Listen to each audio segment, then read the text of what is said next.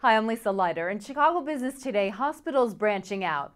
The University of Chicago Medical Center plans to open a new cancer center in the southwest suburbs, a major step in the hospital's efforts to extend services beyond its Hyde Park campus.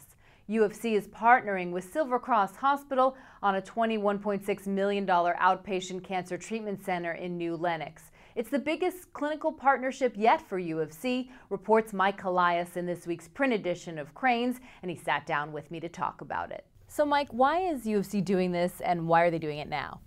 Well, I think that they've been doing this for the last few years, kind of looking to branch out from their Hyde Park location. This is probably the most significant move they've made just in terms of, they've had doctors at clinics in different suburban locations. This time this is a center that they're going to be investing in. They'll co-own it with Silver Cross, so they're putting up capital. The whole idea behind it is to reach patients where they're at.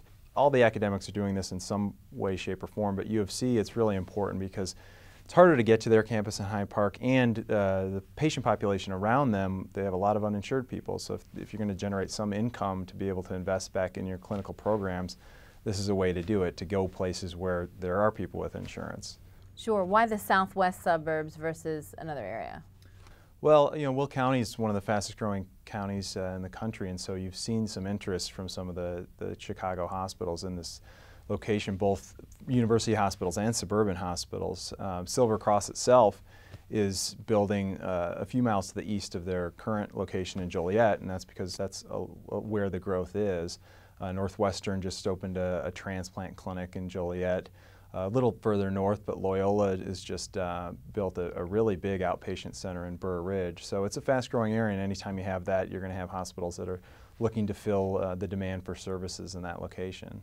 Sure, and what's in it for these hospitals that are partnering with the big academic centers? Yeah, a lot of these suburban community hospitals, can do a lot more with, than they could 10 or 15 years ago even. But, it comes to a point where they want to partner with one of these university hospitals, A, to bring more advanced services there, and have a link to a place downtown if a patient has something very specialized they need.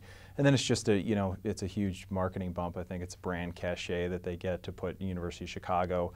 It has one of the most highly regarded cancer programs in the Midwest. So, it's a big deal to be able to say that your cancer center is run by a place like that.